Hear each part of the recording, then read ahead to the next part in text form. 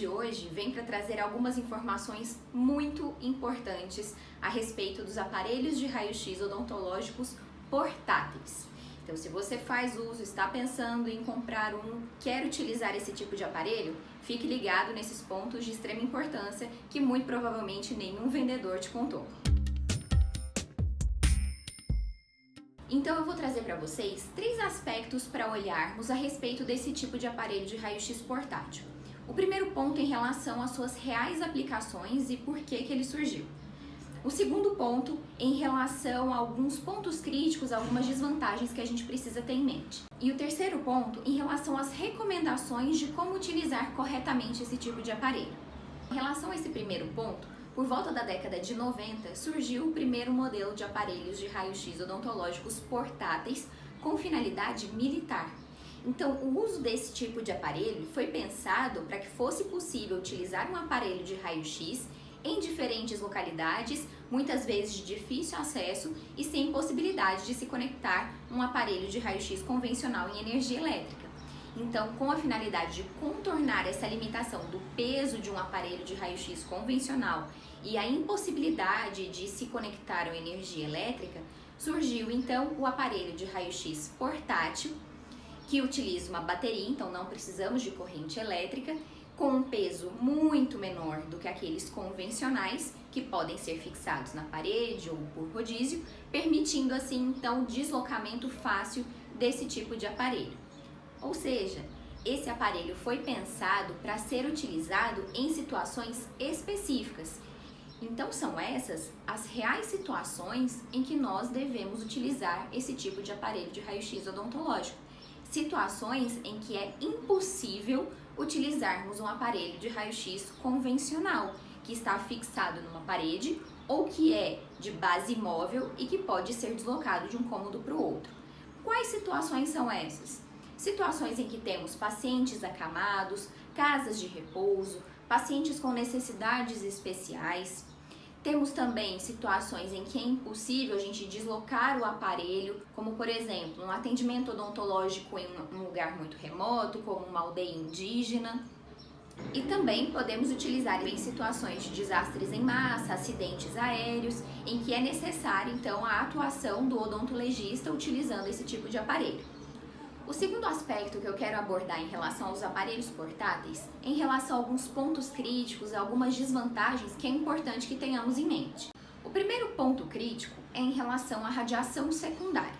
Quando utilizamos raios-x, independentemente se estamos falando de um aparelho de base fixa ou um aparelho de raio-x portátil, quando nós temos a emissão dos fótons de raio-x na região de interesse, então vou fazer uma radiografia, direcionei esses fótons de raio-x para um dente, para a maxila, para a mandíbula do meu paciente. Aquele fóton de raio-x principal vai sofrer uma interação com aquele objeto, com o dente, com a maxila, com os tecidos moles do seu paciente. Essa interação do feixe principal com o objeto vai produzir uma radiação secundária, que é uma radiação de espalhamento. Como o nome já sugere, ela é uma radiação espalhada, que produz fótons para todas as direções, inclusive em direção ao cabeçote de onde saiu o feixe primário. No entanto, quando nós estamos trabalhando com o aparelho de raio-x convencional, nós não estamos dentro da sala no momento do acionamento do aparelho. Nós estamos protegidos por um biombo de chumbo, estamos atrás de uma parede ou então estamos a mais de 2 metros de distância em uma região segura. Diferentemente dessa situação, quando trabalhamos com um aparelho de raio-x portátil, o operador, ou seja, quem está fazendo a radiografia, está segurando o aparelho. E o aparelho nada mais é do que o próprio cabeçote que produz os raios-x. Há uma distância muito pequena do operador para o paciente. Ou seja, é possível que aquela radiação secundária produzida no paciente que foi irradiado pelos fótons de raio-x cheguem até o operador. Os fabricantes dos aparelhos portáteis, então, desenvolveram um anel de proteção que é acoplado no aparelho próximo da saída dos feixes de raio-x, de forma que a radiação secundária que voltasse em direção ao operador seria barrada naquela região do anel, uma vez que ele é plombífero, ou seja, revestido de chumbo. De fato, isso acontece. Esse anel ele consegue barrar bastante radiação secundária. No entanto, diferente do que alguns fornecedores, do que alguns fabricantes divulgam, esse anel ele não faz um escudo de proteção, um escudo de energia que vai te proteger de qualquer radiação. Não. Ele tem um diâmetro específico, uma medida específica. Os fótons que ali incidem param de existir, são absorvidos, mas qualquer outro fóton, qualquer outra radiação secundária que passe acima desse anel chegará até o operador. Então, não há uma zona de proteção absoluta, mesmo utilizando-se esse aparelho de acordo com as recomendações do fabricante. Então, o que eu queria trazer para vocês é essa informação de que o operador recebe sim, mesmo que pouca radiação, baixas doses, mas ele recebe sim radiação de espalhamento na região de cabeça, na região de gônadas principalmente, na região das mãos. Então, se você utiliza esse tipo de aparelho, saiba que você, a cada uso, está se expondo um pouquinho à radiação. Aí você me pergunta, Gabriela, mas essa dose é muito grande? Não, não é. A gente está falando ali de mais ou menos 1% da dose recomendada de exposição ocupacional. Então, está num limite muito bom do que nós podemos trabalhar.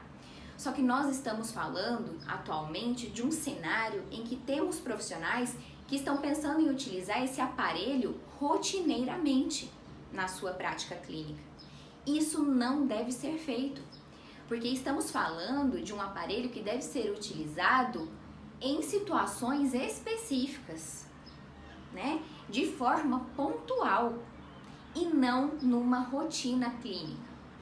Um outro ponto crítico que nós devemos ter em mente é em relação ao peso do aparelho e a necessidade dele estar estático durante a aquisição. Então, estamos falando de aparelhos que têm em média 2 kg. Então, o operador, durante a aquisição, segura o aparelho, durante a exposição ele deve permanecer estático. E pelo fato desses aparelhos trabalharem com uma miliamperagem mais baixa, normalmente, nós temos que expor esse paciente a um tempo de exposição um pouco maior do que comparado com os aparelhos convencionais. Ou seja, esse operador deve estar estático durante todo o tempo de exposição, pois qualquer movimentação da fonte de raio-x durante a radiografia fará com que esse exame tenha que ser repetido e, consequentemente, expor o paciente ao dobro de radiação. E o terceiro aspecto que eu gostaria de trazer para vocês é em relação a melhores formas de se utilizar esse aparelho, uma vez que você escutou tudo que eu falei até aqui e falou, Gabriela, de toda forma eu ponderei tudo isso que você falou, vi quais são as reais aplicações dele, sei que estou recebendo radiação secundária quando opero e sei que tenho que ficar estático, vou continuar usando ou vou comprar esse aparelho. Bom, existem algumas recomendações de como você deve utilizar esse aparelho para minimizar alguns problemas gerados por ele. A primeira coisa a se ter em mente é em relação ao posicionamento. Existe uma recomendação do fabricante de qual é o posicionamento do operador e do aparelho para que aquela região do anel de proteção seja otimizada e que o máximo de radiação secundária seja barrada pelo anel plumbífero. Se você não deixar esse aparelho perpendicular ao seu paciente, se você fizer uma angulação vertical desse aparelho, você vai acabar saindo da zona de proteção, se é que a gente pode chamar dessa forma. Mas o que acontece é que quando você movimenta o aparelho, você acaba mudando a forma como esse anel vai absorver a radiação de espalhamento, a radiação secundária, e consequentemente você vai estar mais exposto à radiação de espalhamento, à radiação secundária. Uma recomendação importante, que tem sido bastante destacada nos artigos publicados ultimamente sobre o tema, é em relação à proteção do operador durante o exame com colete de chumbo. Então, não devemos proteger apenas o paciente que será radiografado, mas o operador que estará segurando o aparelho de raio-x portátil deve estar utilizando um colete de chumbo e até um protetor de tireoide. Outra recomendação é o uso de luvas de chumbo, uma vez que a mão está junto do cabeçote e recebe sim radiação de espalhamento que vem ali do paciente. Outro ponto que é levantado nos artigos e nas diretrizes ultimamente é a recomendação do uso de um tripé.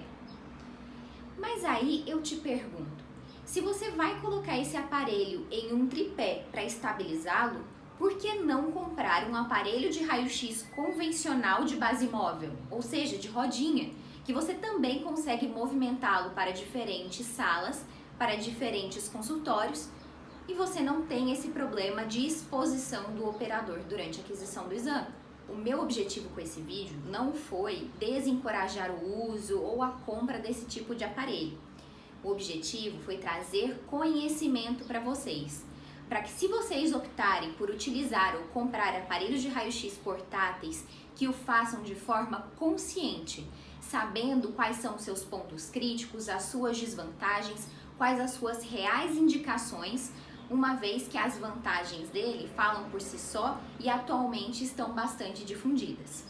Espero que vocês tenham gostado do vídeo, que tenha contribuído para a formação de vocês, que tenha elucidado a respeito desse tema. Eu vou deixar aqui na descrição do vídeo uma recomendação europeia sobre a utilização desse tipo de aparelho. Se você gostou do vídeo, clique em curtir e se inscreva no canal.